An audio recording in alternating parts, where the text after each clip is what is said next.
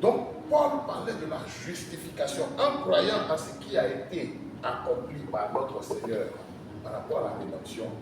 Nous sommes justifiés. Amen. Nous sommes présentés comme justes devant Dieu. Parce que tout homme est condamné sur le principe de la loi.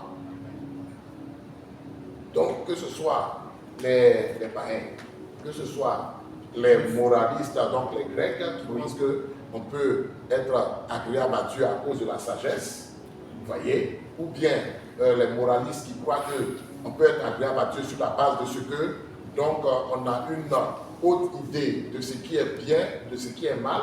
Donc, c'est ça le moraliste, vous voyez un peu.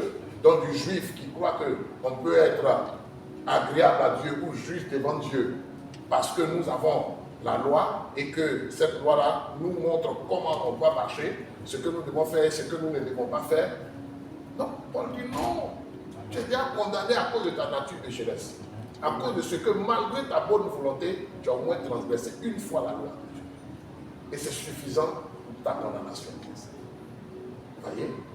Maintenant, quand l'apôtre Paul dit que tous nos péchés sont privés de la gloire de Dieu, mais il est en train de montrer que la loi nous a condamnés tous. Nous a tous privés de la gloire de Dieu. Mais on est gratuitement justifiés par sa grâce, par le moyen de la rédemption qui est en Jésus-Christ. C'est lui que Dieu a fait victime propitiatoire pour le pardon de nos péchés. Vous voyez un peu?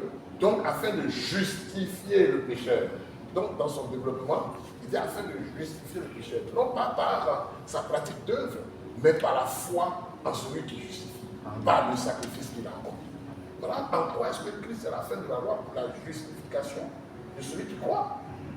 C'est-à-dire la loi ne le condamne plus.